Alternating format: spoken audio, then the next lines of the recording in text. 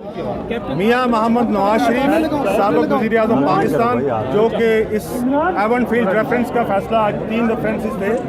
3 references में से Avon field reference जो रेफरेंस नंबर 20/2017 है, उसका फैसला आया है।